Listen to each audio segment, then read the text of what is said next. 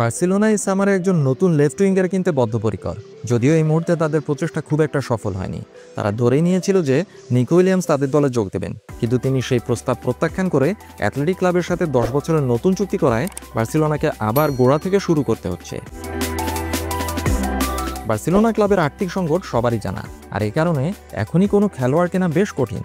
তবে একবার লা লিগার 1:1 নিয়মে ফেরা নিশ্চিত হয়ে গেলে তারা তাদের প্রধান লক্ষ্যের জন্য চেষ্টা করার জোরদার করবে। আর এই মুহূর্তে সেই প্রধান লক্ষ্য হচ্ছে মার্কাস র্যাশফোর্ড। ম্যানচেস্টার ইউনাইটেড এই সামারে র্যাশফোর্ডকে দল ছাড়ার অনুমতি দেবে এবং বার্সেলোনা বিশ্বাস করে যে তাকে এক মৌসুমের জন্য লোনে এবং পরে কিনে নেওয়ার সুযোগ সহ দলে আনা সম্ভব। আগামী দিনগুলোতে এই বিষয়ে আলোচনা হওয়ার কথা রয়েছে। তবে এই ইংলিশ আন্তর্জাতিক খেলোয়াড়কে নিয়ে দলের ভেতরেই সন্দেহ তৈরি হয়েছে। সাংবাদিক জাভি মিগেলের রিপোর্ট অনুযায়ী বার্সেলোনার স্পোর্টিং ডিরেক্টর ডেকো মার্কাস র্যাশফোর্ডকে দলে আনার বিষয়ে পুরোপুরি নিশ্চিত নন।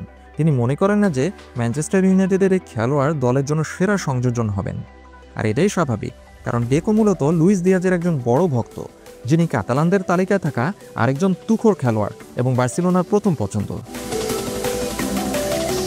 তবে সম্প্রতি ডেকো আশা হারাতে শুরু করেছেন যে এই সামারে লুইস দিয়াজকে কেনা সম্ভব হবে, কারণ লিভারপুল ইতিমধ্যে লুইস দিয়াজের পিছনে বিশাল অঙ্কের প্রাইস ট্যাগ লাগিয়ে দিয়েছে।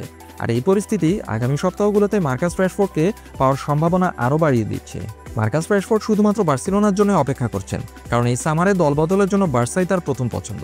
চুক্তি চূড়ান্ত করার জন্য এখনই কোনো চাপ নেই, যদিও ম্যানচেস্টার ইউনাইটেড তাকে যত তাড়াতাড়ি সম্ভব বিক্রি করে দিতে চায়, কিন্তু খেলোয়াড় নিজের সবুজ সংকেত না দেওয়া পর্যন্ত তারা কিছুই করতে পারবে না। আর তিনি সেই সংকেত শুধুমাত্র লা লিগা চ্যাম্পিয়নদেরকেই দেবেন বলে আশা করা হচ্ছে।